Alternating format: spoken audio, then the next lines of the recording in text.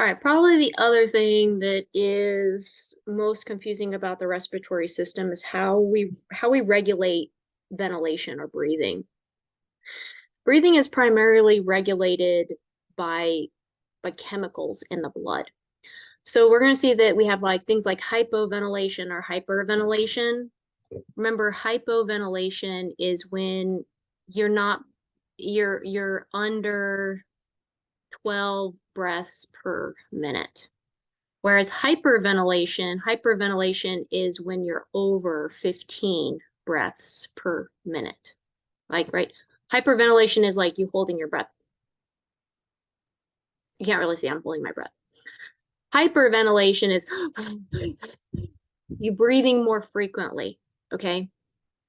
Now, each of these scenarios is going to cause chemical levels in the blood to vary. So there's two chemicals that we really are concerned about. One is carbon dioxide and one is oxygen. Okay. Most people think oxygen is far more important than carbon dioxide. That's actually not true. Carbon dioxide plays a bigger role. In hypoventilation, what we need to understand is that because you're not exhaling enough, what ends up happening is you increase carbon dioxide concentration. And as a result of increasing carbon dioxide levels, essentially what happens is, yes, oxygen concentrations decrease. I mean, I'm holding my breath, so oxygen levels go down. You want to remember, though, carbon dioxide gets transformed into bicarbonate and hydrogens. Okay. When hydrogen levels increase, what ends up happening is that blood pH, decreases.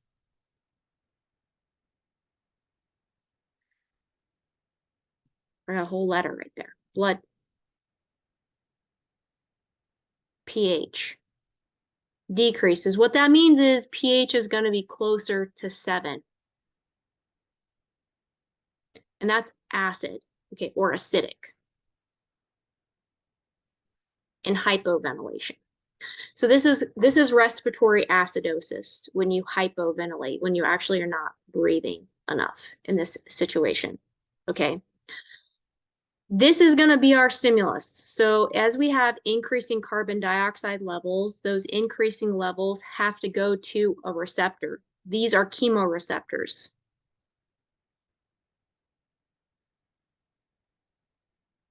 Those chemoreceptors are in the common carotid.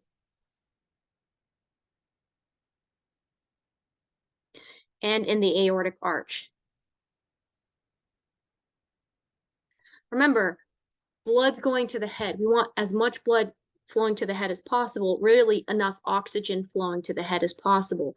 So we need to make sure that the pH of blood and the oxygen concentrations are correct.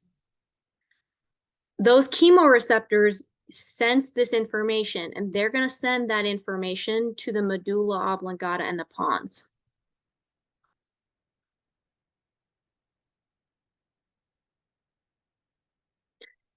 The medulla oblongata and the pons are going to make a decision. They make a decision that we're not at our normal carbon dioxide and oxygen levels, and essentially they have to send a message out to the effectors. The only effectors that we have are respiratory muscles.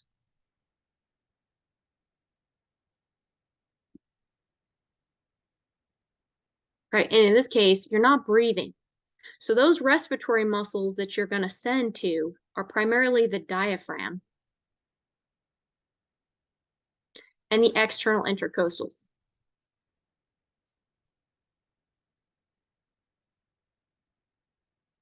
And the whole purpose here is you start breathing. So you're going to increase respiratory rate.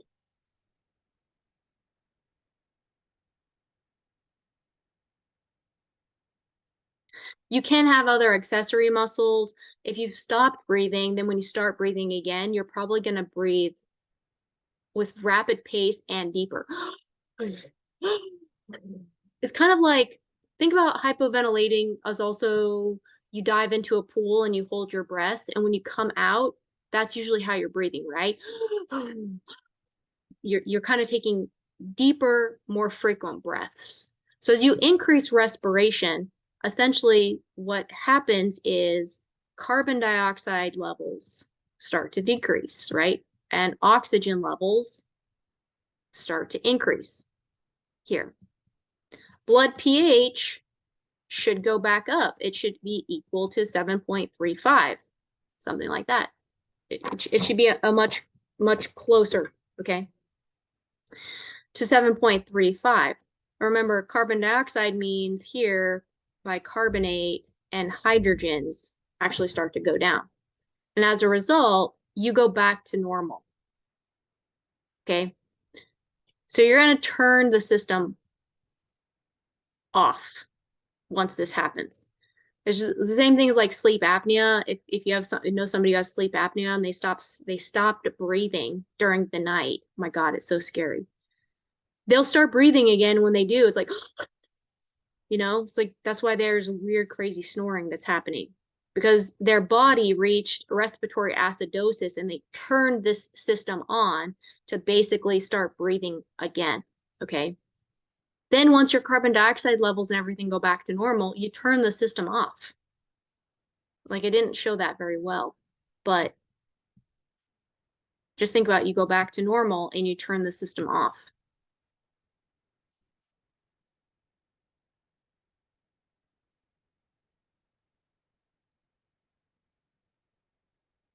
That's the whole idea.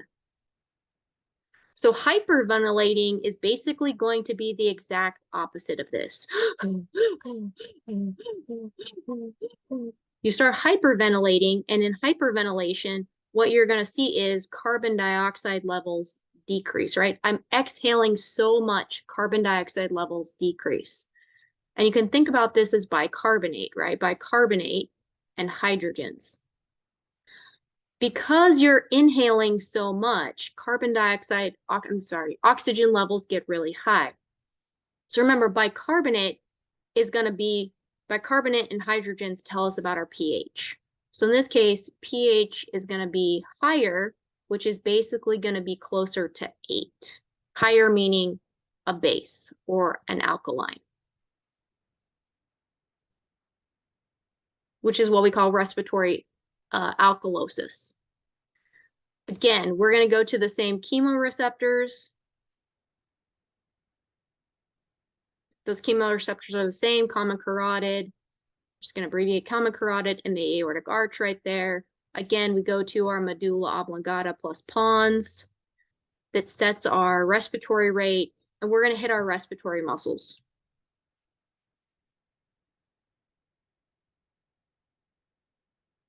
Again, those respiratory muscles are primarily the diaphragm and external intercostals. In particular, in this case, what we're doing is we're going to decrease contraction. So here we increase contraction. I forgot that. And respiration. Here we're going to decrease contraction and respiration. Sorry, that's kind of small over there. And essentially what's going to happen is now you start to build up carbon dioxide levels. So carbon dioxide concentration increases. Oxygen levels start to go back down again until we hit normal and we turn the system off, right? pH is going to be closer to 7.45 or 7.35, and we can turn off the system.